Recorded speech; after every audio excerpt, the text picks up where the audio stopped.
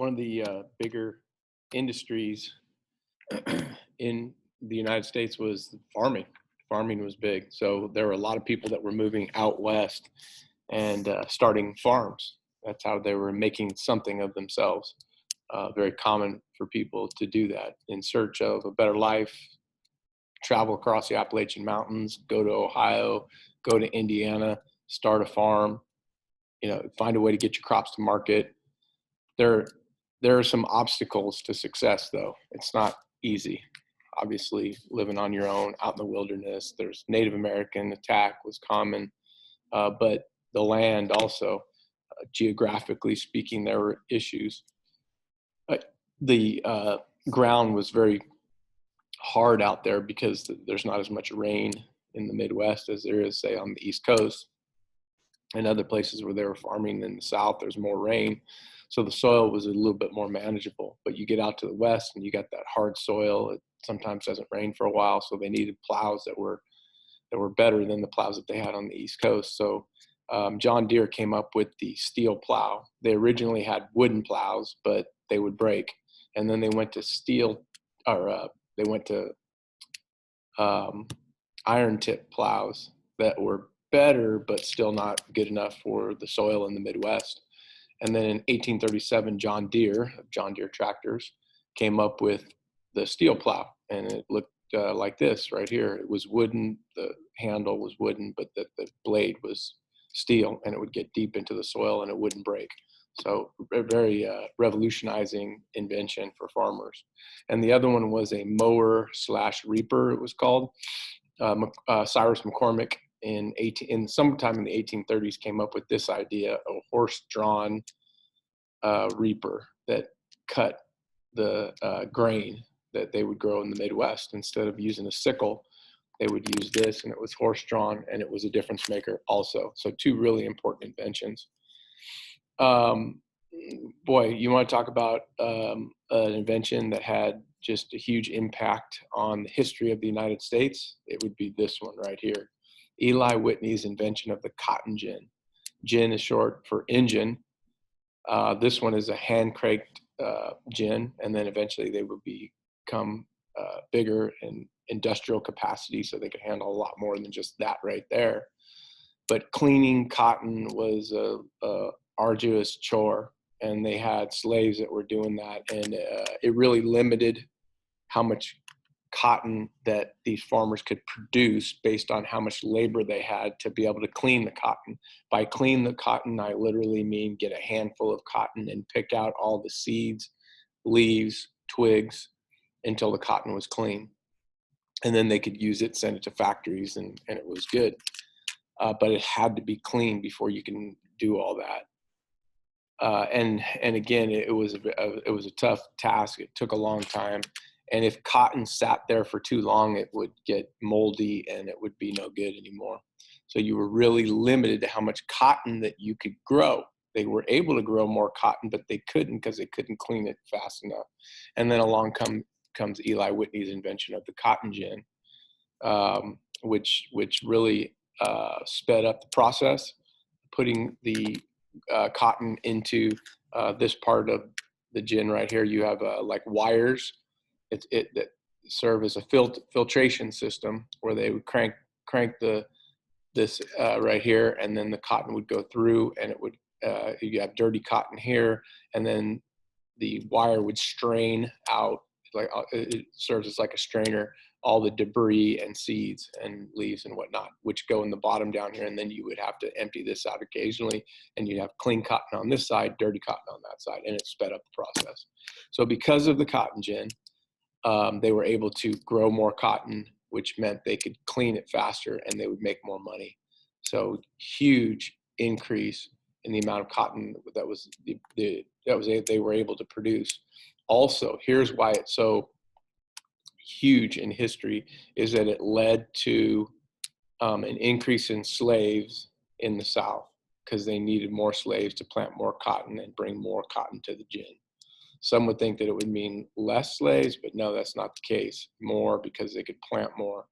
So because of that, slavery was dying out before the cotton gin was produced. The price of a slave was too high. plantation owners were just, slavery was literally dying out. Once the cotton gin was invented in about 1800, the need for slaves went up, and the amount of slaves in the United States went up drastically because of it. Eli Whitney also became well known in history as an inventor. He invented mass-produced interchangeable parts, where you could, you could make a gun quickly. You could assemble it. You could deassemble it if something happened. You have all your locks, your stocks, your triggers, your barrels, out in front, right in front of you, and you put them all together. The problem that the government was having is that the country was having, whenever the army would need guns, they'd have to go find different gunsmiths all throughout the country to go accumulate guns. Now, if a trigger broke on a gun, you probably couldn't fix it because you didn't know where you got this gun. So this allowed companies to be created, that there were factories that produced guns. They produced all the locks, all the stocks, all the barrels, and the government had a contract with them. They bought them, and you could put together a rifle really quickly, and you could take it apart, a musket.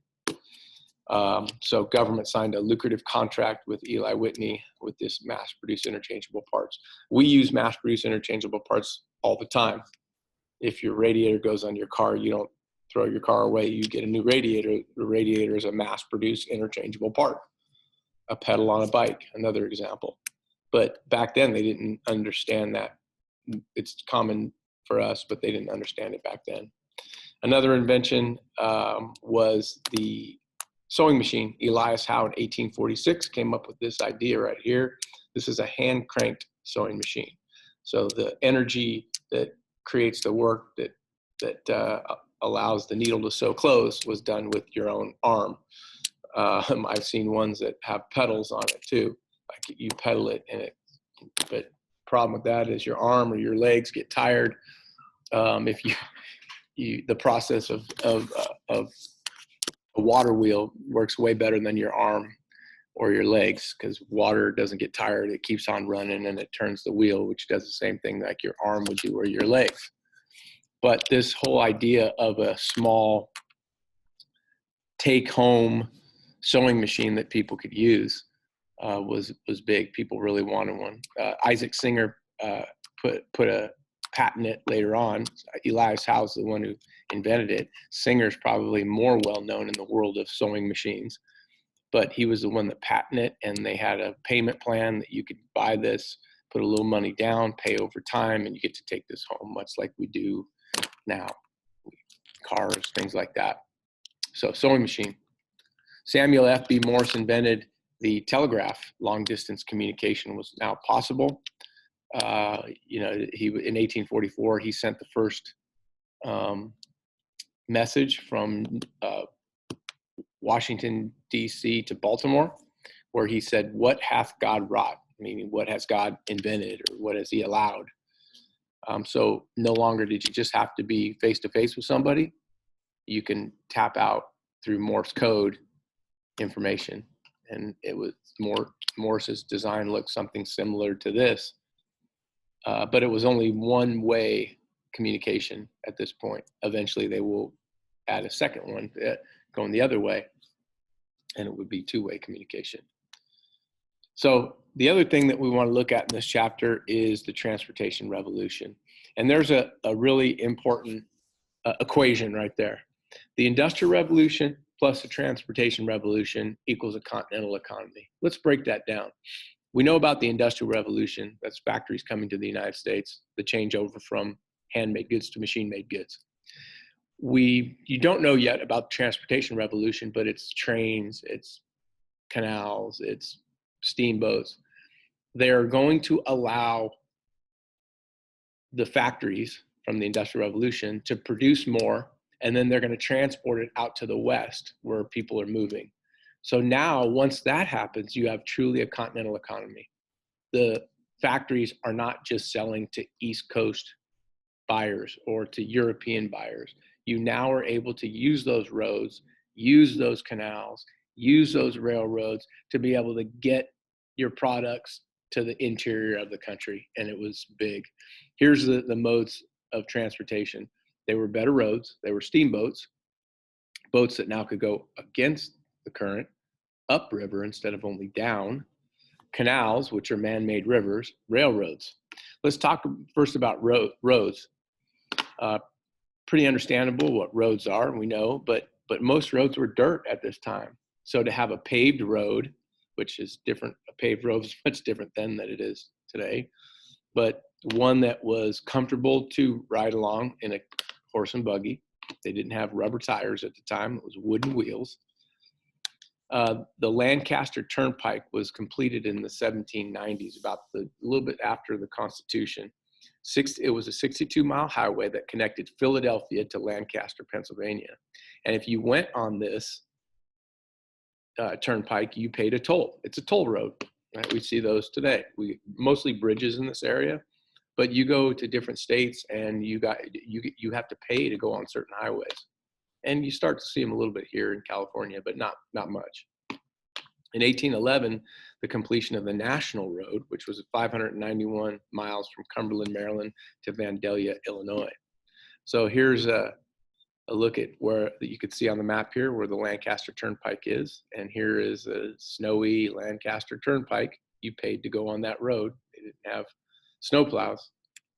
Here's a picture of men making a paved road. They are having to break up rocks into little pieces, and then they will put them on the dirt and they would tamp them down, and it would be rocks, but it would be smooth.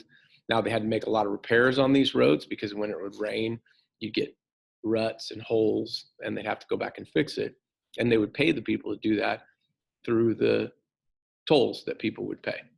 Same thing they do maintenance on the, say, Golden Gate Bridge.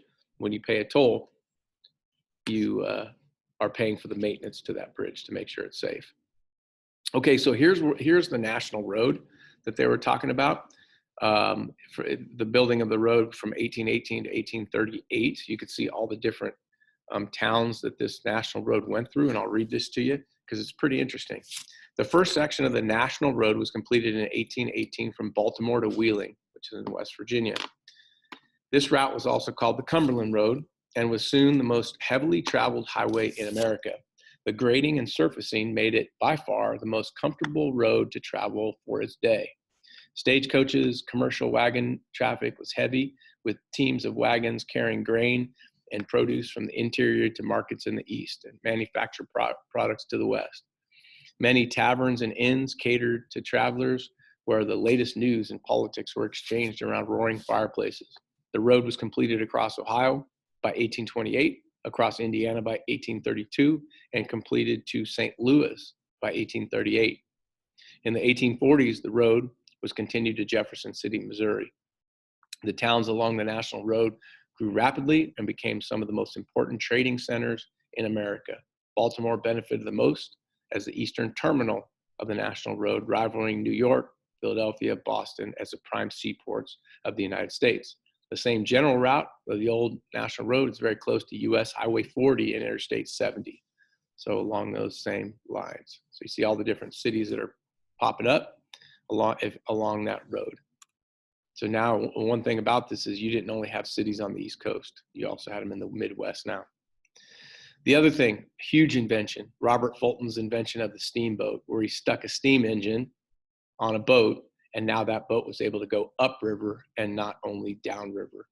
As we've talked about before, crops that would go from Ohio down to New Orleans, they'd put them on a flatboat, a crude flatboat. It was just logs that were strung together, because you knew at the end you would just let that raft go out into the ocean, because you're not going to bring it all the way back up to Ohio. You can't carry it on your back. You just let it go. So now with the ability to be able to go upriver with the steam engine, that was huge. So now you could send products from New York in the factories down around the tip of Florida over to New Orleans, and then go upriver on one of these steamboats. The concept is pretty simple. You heat water in a kettle, and then you release water, and it produces energy, much like if you had boiling water on the stove and you put a top over it. That top's going to jostle up and down because of the steam that's being created from the water evaporating. If you were to hold it down, you'd create a lot of pressure. And then if you released it, you'd produce a lot of energy. And that energy that you release from a kettle, from what they call a safety valve, will then turn the wheel, which projects the boat forward against the current. So pretty cool the way they did that. The problem with this is it was dangerous. The faster you go, you can go fast. You just had to have more of a heat source.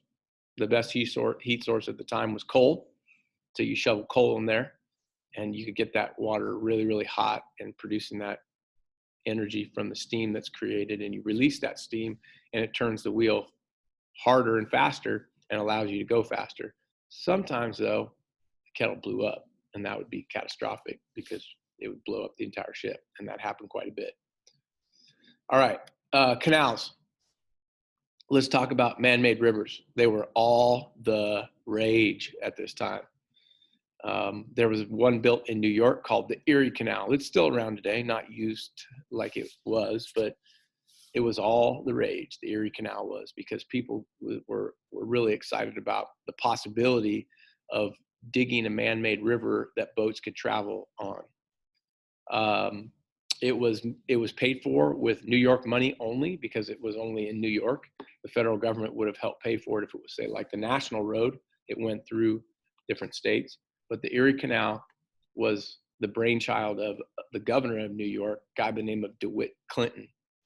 He wanted to build this, and build it he did. I'll show you a map here. The map, it's 340 miles of a man-made river that went from Lake Erie, follow this, I'll follow along here, all the way to the Hudson River. And then the boat could go down the Hudson River to get to New York.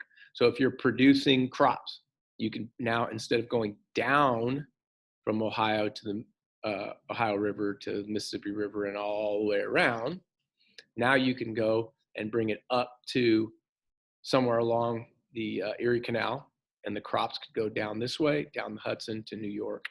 So it really made it more profitable to start farming in the eastern part of New York, here in these areas, and then even Ohio, because you could send your product up to Lake Erie and across to Buffalo, where the Erie Canal started, and then your crops could get to market that way. 340 miles of a man-made river, and they didn't have tractors back then. Most of it was done by hand. Most of it was done by the Irish.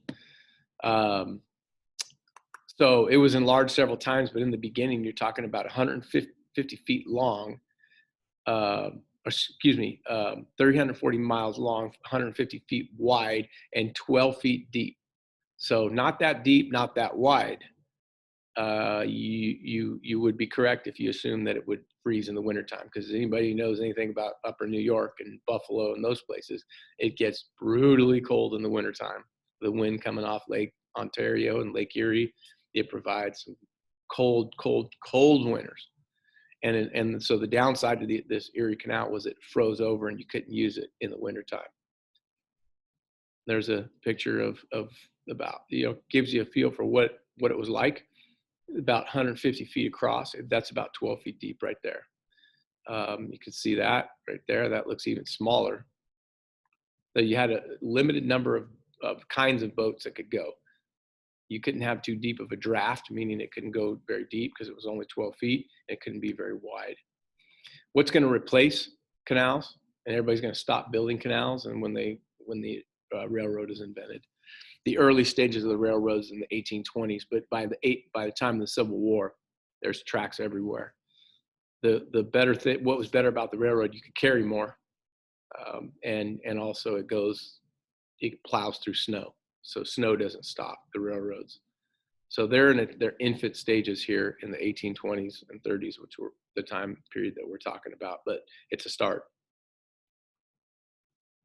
The history of railroads worldwide when it was invented. The world's first commercial railroad opened for business in 1830 in Britain. So that's the first commercial. Now there were railroads years before that, but that's first commercial.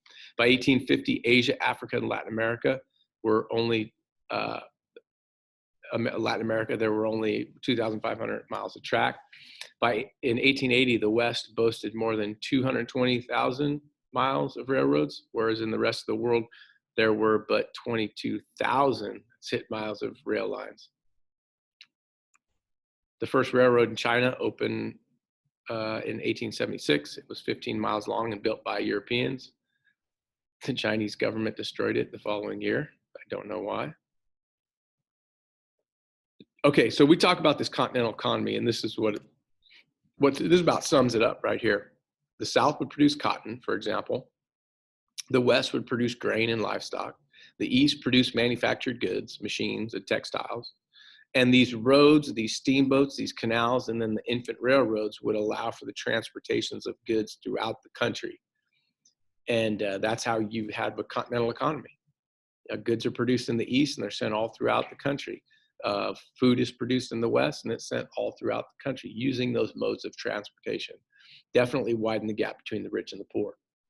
The rich are the ones who own the railroad companies or the, steamboats and the factories. The poor people are the ones who dig the Erie Canal, who work in the factories. They were exploited, no doubt about it. They were wage slaves. Let's talk about this interesting concept of transatlantic cable, connecting North America with Europe. Pretty cool idea. Now that Morse had invented the telegraph, this guy Cyrus West financed the laying of 5,000 miles of cable across the Atlantic Ocean. And it was pretty amazing that they were able to get this done. So it went from Newfoundland to Ireland, and two ships met in the middle of the Atlantic Ocean. They spliced the cable together, and then they headed for, one headed east and one headed west, until they finally completed the transatlantic cable. The problem with the transatlantic cable, it was always down, and you had to figure out where it was down, and it was really hard to take care of because you had to go out in the middle of the ocean and try to find it. There's the big ship, one of the ships that had cable that they were laying down, and they would just full steam ahead to one going east, one going west, laying cable. Another interesting concept in history is the Pony Express. Didn't last very long. It was established in 1860 as a way to carry mail, and it started in St. Joseph's, Missouri, all the way to Sacramento, California. California became a state in 1850, and it was out there. There was no other. The closest state was Texas to California, and so there was dead space in between. So they wanted to be able to get mail. They wanted to get election results from California. So they set up this Pony Express, and they would hire, as it says here, wanted young, skinny, wiry fellows, not over 18, must be expert riders willing to risk death daily. Orphans preferred. So if you died, I guess they're saying nobody would know or care. I don't know. But wages, $25 a week, was pretty darn good, but it was very dangerous. Your exposure to the weather, getting lost, being attacked by Native Americans. There's all kinds of things that could kill you out there. So Pony Express didn't last very long because you had the